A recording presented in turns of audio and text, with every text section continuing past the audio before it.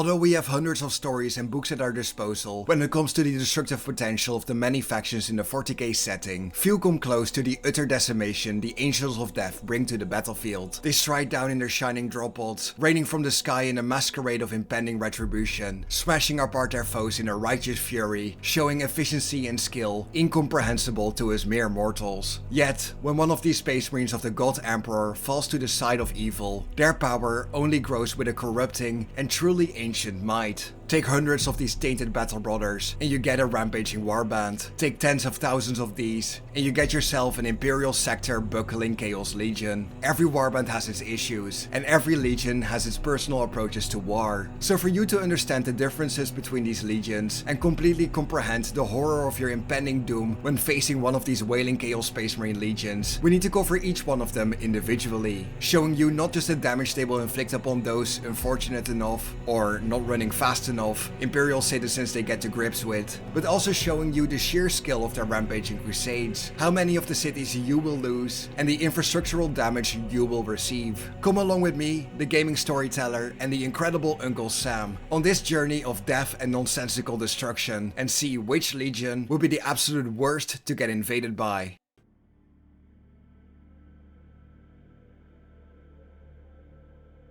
Okay, first up is the Emperor's Children. The Emperor's Children are a ravenous band of pleasure-driven maniacs, which comes with a few disadvantages. The first and foremost one is that they aren't going to attack this planet unless told to by Fulgrim or otherwise, than to be there for a good time, not a long time. Look at their performance during the Siege of Terra as a good example of this. Past any immediate obstacles and defenses like anti-air guns or planetary shields, they are not going to care about infrastructure as a target, leaving those completely functional, giving the defending forces a fighting chance. They also just tend to run around like maniacs, killing anything in sight, and while this can be useful to overwhelm an enemy if you have greater numbers, any Space Marine chapter, guard commander, or planetary defense force with the appropriate numbers could be able to lock them down into a kill zone and treat it like shooting fish in a barrel. This would probably cause some form of infighting, as the Emperor's Children are prone to infighting constantly due to them being prideful, arrogant weasels more concerned with their quick fix or goals than actually functioning as an army. That being said, they are still incredibly dangerous. Despite their drawbacks, most of the Emperor's Children are quite skilled in combat and can hold their own in many situations. After all, most of the Emperor's Children are opportunists to the core, and have no qualms about fighting dirty and finding and exploiting anything they possibly can to win. Fucking Lucius. And if they have, say, any sort of demon support, say a Keeper of Secrets, that competent defending army commander and anyone in a 10-mile radius is going to succumb to debauched behavior so ridiculous it makes that one scene in Event Horizon look like Teletubbies in comparison. So in all honesty, despite how disorganized they are, they would be a nightmare to deal with given how ferocious and demoralizing they are, and even if things go bad for them, the effects they had on the planet would linger for a very long time. I would give them an overall score of 8.25, quite dangerous with an edge in some of the soft and hard factors, but not as dangerous as others.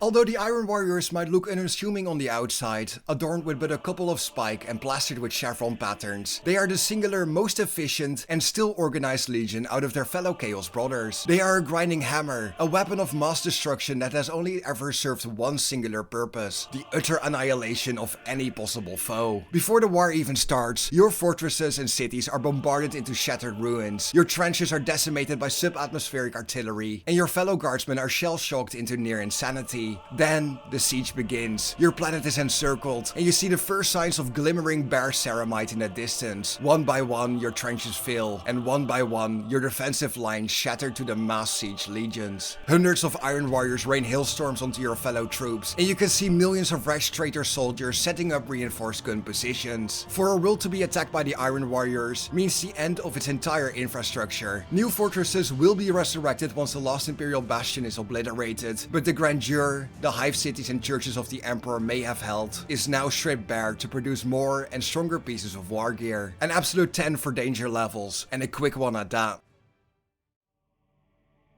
The Night Lord's Legion, well, Legion in the loosest of senses because they don't really exist anymore, would be simultaneously difficult and easy to repel depending on the situation. Why do I say this? Well, the Night Lords more than anything else are cowards, and will not do anything at all against an enemy that has equal or greater footing, especially if it's a direct confrontation. This has little to do with strategy despite how often they tell themselves that. It's because they have spent so much time fighting weaker enemies that anything stronger than that is a significant challenge for them, hence why they resort to guerrilla warfare tactics. But just because they're weak in offense doesn't mean they don't have their strengths. They excel at the soft factors in the early period, creating large amounts of confusion in both local security forces or any guard regiment stationed on the planet. They're also going to prioritize taking out infrastructure and setting the civilian population into a panic, with their eccentric redecorating of the local area. But once the shock of their arrival passes, it's game over for them if anyone who knows how to deal with them in a competent manner shows up. Anything from a really good Raven Guard strike team to a good guard commander who knows how to create choke points and outplay them, it's going to end for the Night Lords extremely quickly, resulting them running away with their tails in between their legs. Despite this, the Night Lords do have their uses. Overall, the Night Lords don't work well by themselves, but as an addition to, say, a group of Black Legion needing them to soften up some defenses before they invade a planet, would excel in that role, and the Black Legion forces coming up behind them would make up for their shortcomings. Overall, I would give them a score of 6.5 with an edge in the soft factors and an overall level of danger, but a weakness in numbers and difficulty to actually repel. The World Eaters are a force of mindless berserkers, a horde of frothing, ticking and twitching maniacs that search for nothing but the brutal slaughter of anything that has the gall to dare breed in their direct vicinity. While fighting them might seem easy at first, concentrate the last fire taking down these screaming juggernauts with decent efficiency. Once just one of these blood-covered World Eaters reaches your lines, a visceral storm of flying organs and skulls would be a grave understatement. They are born rampagers, designed from the ground up to show the sheer limit to the Astartes killing prowess. Although this legion prefers the slaughter of civilians and guardsmen over destroying the cities they reside in, World Eaters have no care for structural integrity, their shots flying wild into the air, destroying both fortresses and population centers without a single care in the galaxy. You will see your cities go silent one by one, abhorrent pig feeds rolling into your data slates as the next and the next and the next commissar is honorably dismembered from this plane of existence. If you can quell the tide of red berserkers, destroy the blood-powered warp engines, and destroy the swarms of helldrakes, you might have a chance at survival. But if your soul, or the souls of your unfortunate battle brothers and sisters, falter during any of these gruesome engagements, the Call of Khorne might come easy for you, and a blood madness will start to spread amongst your remaining battle lines. A 6 out of 10, brutal in the micro engagements, but outplayed by those stalwart enough to endure the endless slaughter. The Death Guard would be nearly impossible to repel, for a number of reasons. Firstly, the Death Guard were one of 3 legions that didn't shatter immediately after the heresy, meaning they've always had a sense of cohesion and some form of consistency, something that many legions lack. Although they're significantly smaller than, say, the Black Legion, Iron Warriors, or Red Corsairs, this would not matter for one main reason. A Plague Marine can take hits that would kill almost any other battle line Chaos Space Marine and keep moving. And because of their ability to just tank shots and keep moving, and because of the fact they often deploy en masse with thousands of Marines at a time, grinding their enemies down into submission, this would be a significant problem. Not only that, but the demons that they would have in support would be even worse to deal with, because you can run out of Space Marines, you can't run out of demons. And the fact that Nurgle's rot emanates from both the demons and the Space Marines, the effect this would have not only on the environment but on the population would be catastrophic, as the plagues and rot could cause significant portions of not only the population but the defending army to turn on their allies, falling in with Nurgle's forces, creating an even larger problem. And if you don't fall in with his flock, Nurgle is just going to let you sit there and rot and die out for an eternity, because that's what he does. Not to mention the fact that the Death Guard actually have some brains between them, using a significant amount of artillery to destroy local infrastructure as well. And even if a support fleet were to show up in order to repel an invasion, that would require several companies or even several chapters of Marines and countless guardsmen to push back. Death Guard are hard to kill, even harder to push out, and are incredibly dangerous. And once they set up shop, it's already game over. I would give them an 8.75 with good aspects of both the hard and soft factors. Be sure to wash your hands.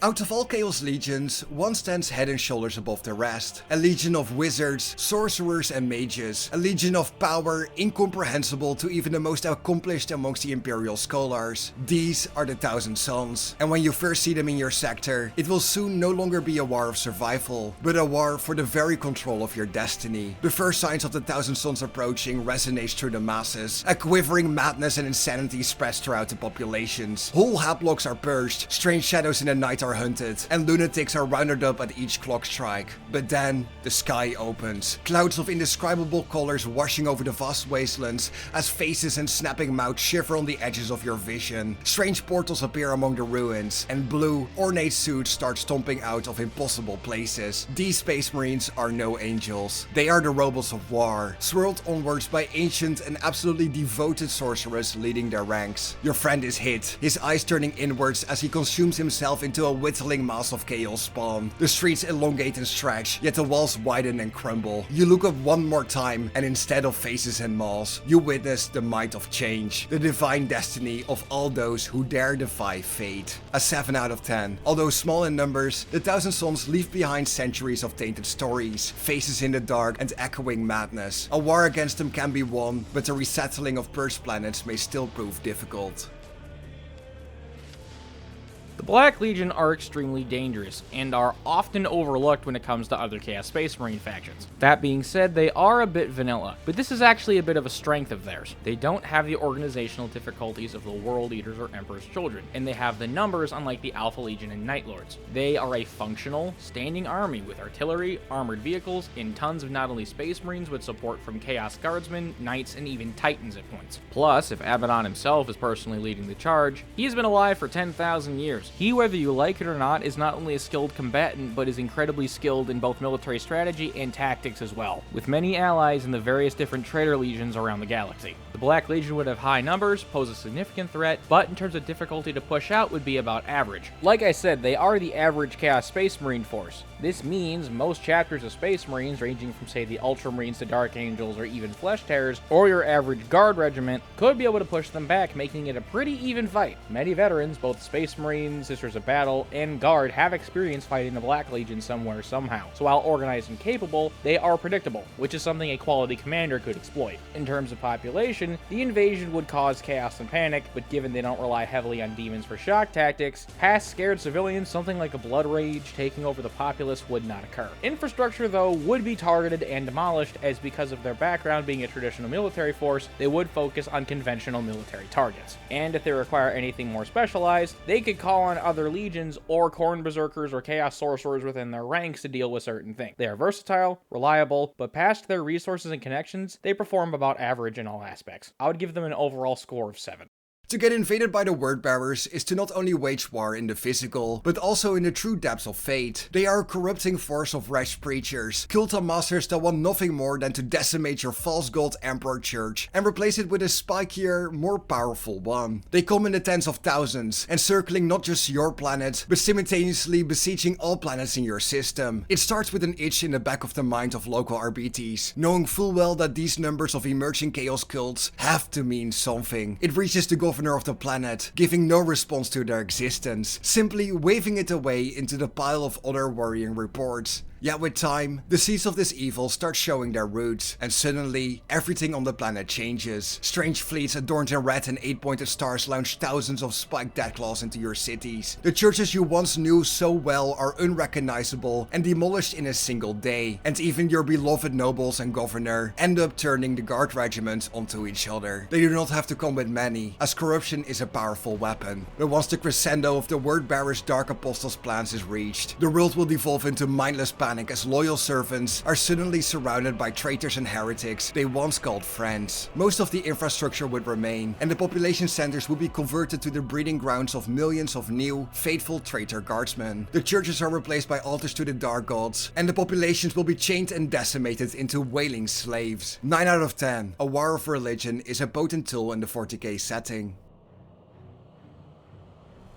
The Alpha Legion would be an absolute nightmare to deal with. This isn't me joking either. Realistically, the Alpha Legion would have the best time taking over a system over a short or long period. Their numbers would be small, but given their tactics, that would be a strength, as a small group of Alpha Legion with a goal and tactical acumen is easily one of the most dangerous Chaos Space Marine forces to fight against. That is, if you could even find them to fight them to begin with. Because realistically, the Alpha Legion wouldn't tear the city down, just stoke some corruption and allow for the system to fall over a course of a few hundred years. They would shift infrastructure in their favor, favor, funneling weapons and supplies to them if needed, with agents planted to cover things up, the population being blissfully unaware of their presence, and if the enemy army is already compromised, that would solve the issue of any real resistance at all, especially if they're unaware of the fact that they've been infiltrated. Once the Alpha Legion is embedded within an area, they have eyes and ears everywhere, and past an Inquisitor or a particularly savvy Space Marine or Guard Commander, they have already made themselves well at home and are currently stealing food from your fridge. And if they are found out, they're not leaving without a significant fight, as quite often Alpha Legion forces are not acting alone, as they could call on, say, a detachment of Black Legion or Red Corsairs to come in and invade the planet while they're wreaking havoc on the ground. Something like that would be nearly impossible to deal with on a short notice and would put even the most seasoned veterans of the Imperium to the test. In my opinion, the Alpha Legion scores a solid 9 overall, excelling in almost every single category except for numbers. But realistically, if the Alpha Legion were doing their job right, you wouldn't even know they were there at all. The Red Corsairs are what would happen if you took what I said about the Black Legion and dialed it up to 11. And while similar to the Black Legion in many ways, they have a few advantages in my mind that set them apart and in my opinion make them infinitely more dangerous. They are renegades and traitors first, with being Chaos Marines second, as they don't tend to rely a lot on demons and more focus on traditional conventional military tactics, with many of their ranks comprising basically any sort of Marine under the sun, resulting in a wide variety of worldviews and tactics at their disposal. They also do not have a loyalty to a specific traitor Primarch. Something, while subjective, is something I believe is actually very beneficial, because when you think about it, most of the flaws each of the traitor legions have are derived from their Primarch. The Red Corsairs don't have this problem, because they were derived from a loyalist Space Marine chapter without any link to the original 9 traitors, meaning they aren't bound by the traditional rivalries that a lot of the traitor legions have between each other. They're focused on their goal, that being reclaim the original area known as the Maelstrom and protecting it and nothing more, not toppling the Emperor or the Imperium at large, just doing their own thing and being left the hell alone. And during the war for Chagoris, they nearly destroyed the entirety of the White Scars chapter. The only reason them losing was A, losing any sort of demon support that their allies that they brought with them gone away because of the fact that their warp rift that they opened was now closing, and the fact that the entire Third Company showed up. It's also important to note they specifically sought out all military targets, a thing that would be useful, fighting militia, and spending a lot of time clearing areas and capturing war zones on the planet. They were methodical, thorough, and would not leave. And even after Huron's forces mostly retreated, many of them stayed behind and are still causing problems on Chagoris. The Red Corsairs are no slouch at all. And honestly, they're one of my favorite Chaos Space Marine groups, period, because of how dangerous they are. I'm going to give them a 9 overall. They're extremely dangerous, not only because of the fact that they're incredibly tactically sound, they have actual goals, and they won't stop until they get them. So, here are the results of our experiment today. Do you agree with the numbers we gave to each legion? I know everyone has their own perspective on the Chaos Legions, so I would love to hear what you guys would rank the Traitor Astartes forces yourselves. Leave a comment down below and we can have a civilized discussion down there. Thank you all very much for watching. I hope you all have a great night, and thank you very much to the Gaming Storyteller for allowing me to work on this project with him. Thank you again, Sam, for being here. It's been an absolute pleasure. Have a great morning, day, or evening, and I will see you in the next one. Bye-bye.